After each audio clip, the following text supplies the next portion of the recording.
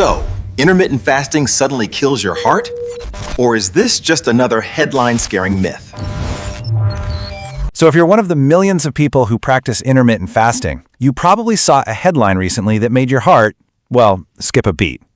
News reports were popping up everywhere claiming that this super popular eating pattern could actually dramatically increase your risk of dying from heart disease.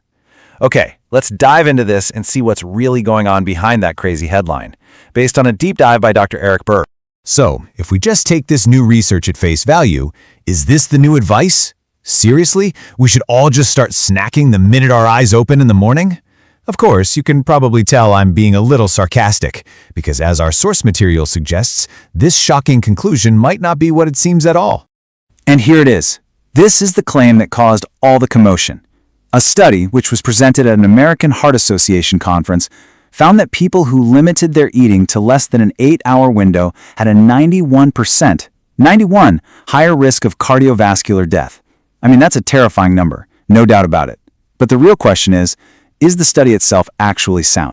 All right, so let's do just that. Let's pull back the curtain on the study itself. Because, when you look past a sensational headline, the reality is often a lot less certain.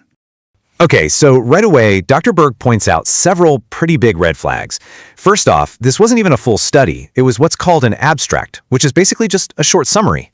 It also hadn't been peer-reviewed, which, is that crucial process where other scientists check the work for mistakes. And maybe the biggest issue of all?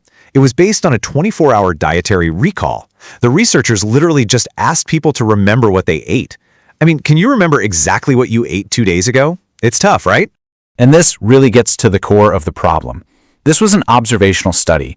That means it can find a link, a correlation, but it absolutely cannot prove that one thing causes another.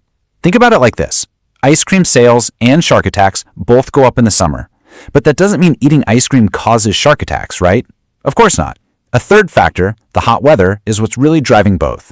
This kind of study is a world away from a randomized controlled trial, which is the real gold standard for proving cause and effect. But the questions don't just stop with the methods they used. Dr. Berg also takes a look into the potential biases of the organizations and, the people behind this research. So the study was presented at an American Heart Association, or AHA, conference. Now, Dr. Berg points out that the AHA promotes seed oils as heart healthy, which is a stance he strongly disputes. He also highlights that the lead author has a history of publishing other observational studies that came out against red meat and eggs. So in Dr. Berg's view, this suggests there might be a pattern of research that just happens to align with a very specific nutritional viewpoint. This is the big question, isn't it? If we're supposed to be skeptical of this one abstract essay, is there a bigger body of more credible research out there? And if there is, what does it tell us about fasting and heart health?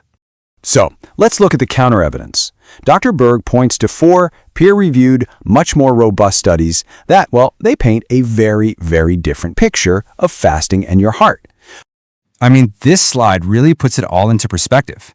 On one side, you've got the headline-grabbing research, a single, non-peer-reviewed summary from an observational study. And on the other side, the counter-argument that Dr. Berg presents, 4 peer-reviewed studies, including the heavy hitters, randomized and clinical trials, the kind that are actually designed to show causation, not just some flimsy correlation. So what does this other research actually say? Well, first up, a year-long randomized trial. And far from finding a 91% higher risk, it found that time-restricted eating was safe and actually improved cardiovascular function. We're talking less body fat, less inflammation, and better insulin sensitivity. And the hits keep coming. Another clinical trial, this one with an 18-hour fast, found the exact same pattern. Participants didn't just see their waistline shrink, they saw a significant decrease in their overall cardiovascular risk. Next up, a systematic review, which is basically a study of other studies. It looked at 4 different randomized controlled trials and found that the positive results were just consistent across the board. Intermittent fasting led to lower body weight, lower blood pressure, lower cholesterol, and improved insulin resistance. And the 4th study found similar results, even in a shorter amount of time. After just 8 weeks of 16/8 fasting, a group of breast cancer survivors saw a significant decrease in cardiovascular risk and a drop in visceral adipose tissue, that really dangerous fat that surrounds your organs. So study after study seems to point in the complete opposite direction of that scary headline.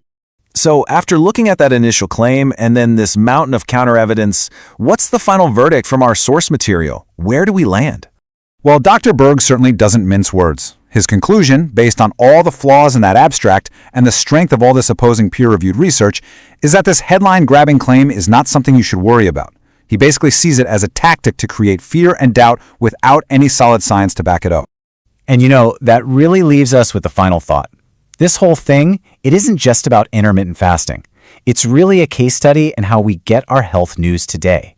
It pushes us to look past those terrifying headlines, to ask critical questions about the source, and to really understand the difference between a weak link and strong scientific evidence.